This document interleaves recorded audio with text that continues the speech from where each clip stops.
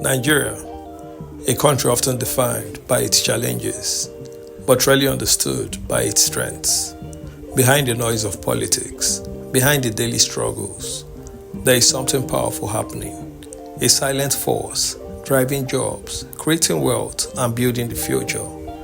Industry, from massive factories in Lagos to small workshops in Abia to oil refineries in Port Harcourt, Nigeria is not standing still.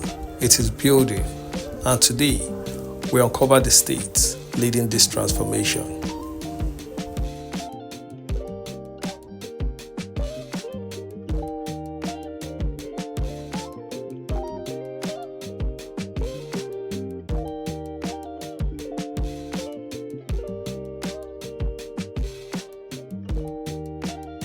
Industrialization is not just about machines, it is about transformation. It is the shift from raw materials to finished goods, from survival to production. In developed economies, industrialization follows structure, but in Nigeria, it follows opportunity. There are three major types of industrialization you will see. First is formal industrialization, large industries, structured companies, organized systems. Second is resource-driven industry, oil and gas, natural resources. And third is informal industrialization. This includes small workshops, local manufacturing, and grassroots production. And here's the truth most people miss. Nigeria's industrial strength is not centralized. It is scattered across different states, each playing a unique role.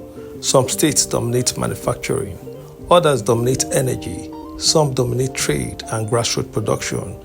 And when we analyze all of this, 10 states clearly stand out.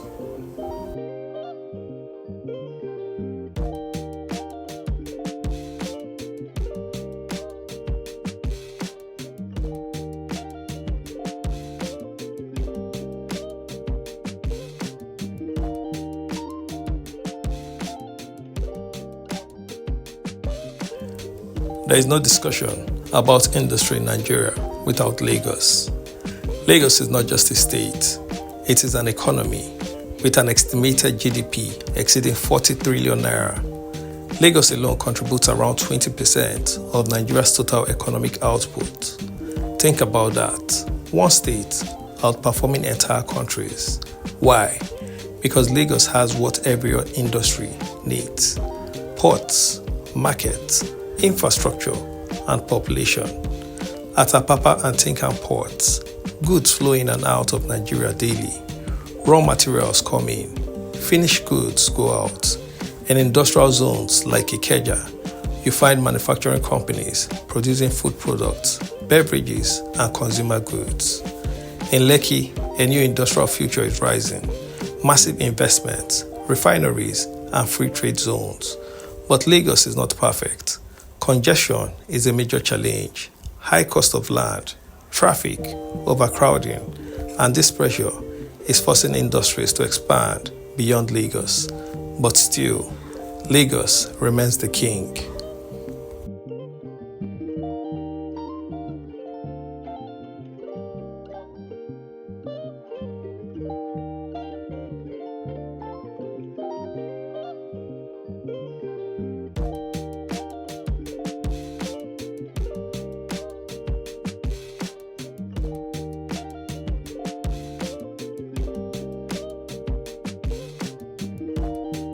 Right next to Lagos lies opportunity. Ogun State. If Lagos is the heart, Ogun is the lungs, breathing space for industries.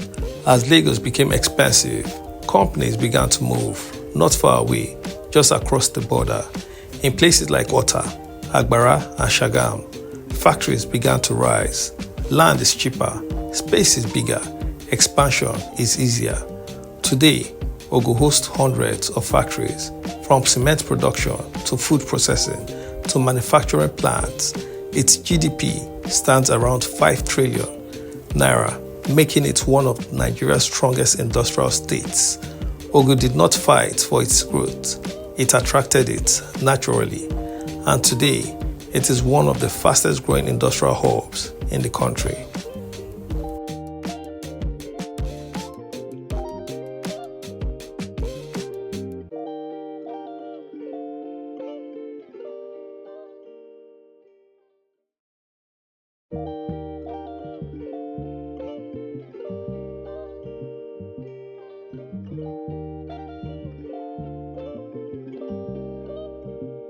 Now, this is different. No oil, no major federal support, yet massive industrial success. Anambra State, with a GDP above 5 trillion naira. This state represents something unique, self-made industrialization. In cities like Nnewi, you see factories built by individuals, local entrepreneurs who started as traders and became manufacturers, auto parts, machinery, and production lines. This is where companies like indigenous vehicle manufacturers operate. And then there is Onitsha, one of the largest markets in Africa. Trade flows here at massive scale. Goods move fast. Money moves faster. Anambra proves one thing clearly. Industrialization does not always need government. Sometimes it needs people.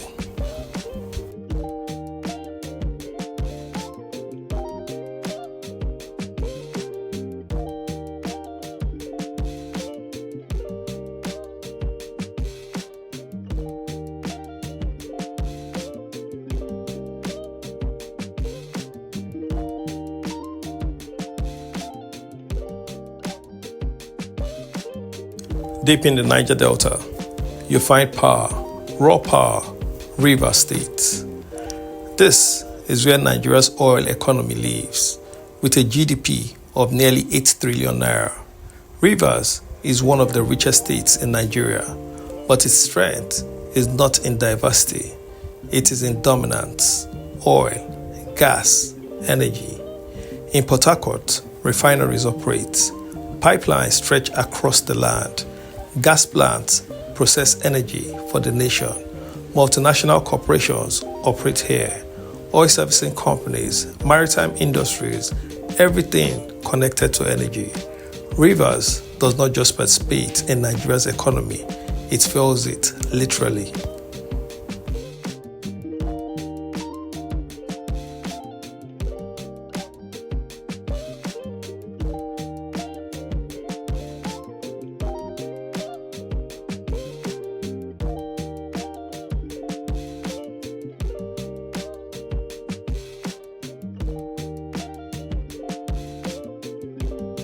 Before Lagos dominated industry, there was Kano.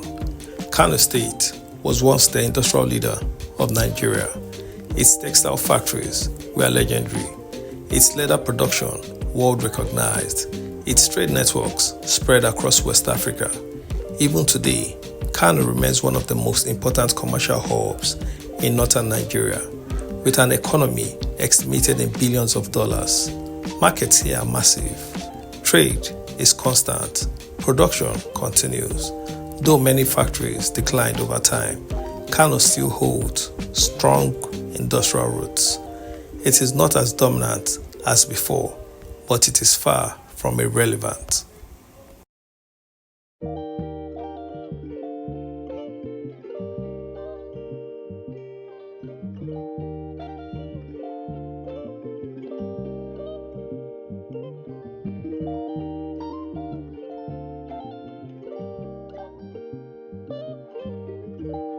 Delta State sits at the intersection of resources and production with a GDP above 6 trillion naira.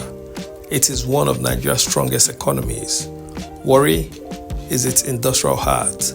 Here you find petrochemical plants, steel industries, energy companies. Delta takes raw resources and converts them into industrial output. It is not just about oil extraction. It is about processing, production, and value creation. And that is what makes Delta powerful.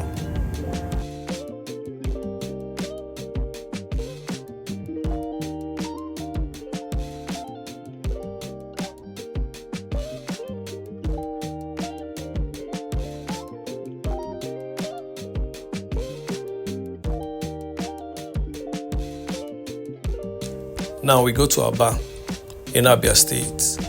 This is where Nigeria's hidden industrial strength lives. No massive factories, no multinational corporations, but something else, people. Thousands of small producers, shoemakers, tailors, leatherworks, producing goods daily in huge quantities. Abia is often called the Taiwan of Africa, not because of technology, but because of productivity. Everything is handmade, yet mass-produced.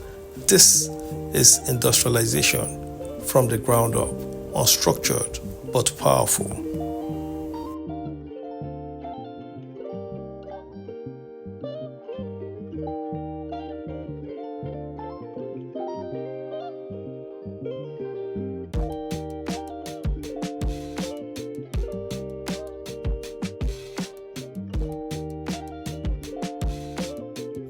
Kaduna was once Nigeria's industrial backbone.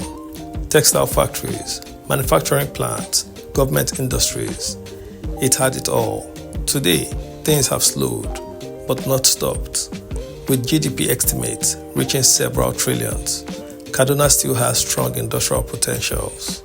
Infrastructure exists, history exists, capacity exists. It only needs revival. And when that happens, Kaduna could rise again.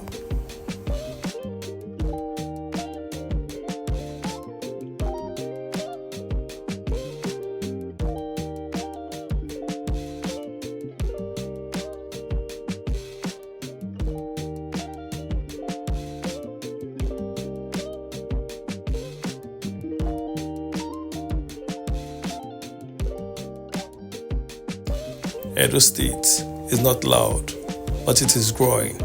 With a GDP close to 4 trillion naira, it is building steadily. Investments are increasing. Industrial parks are developing. Energy projects are expanding. Edo is not trying to compete immediately. It is building slowly, strategically, and that patience may pay off in the long run.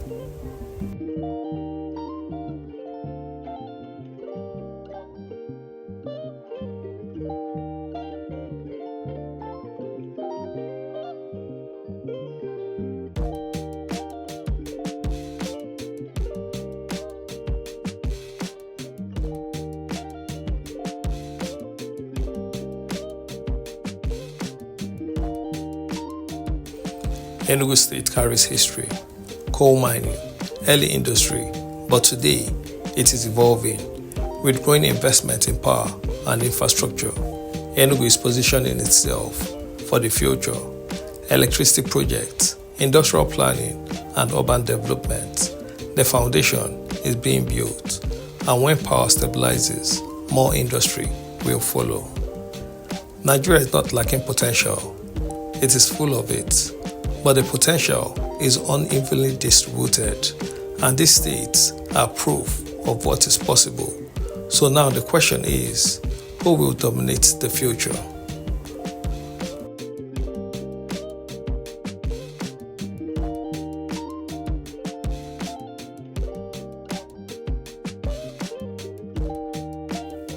If you enjoyed this documentary, like, subscribe, and share, because here, we don't just tell stories about Nigeria, we reveal its power.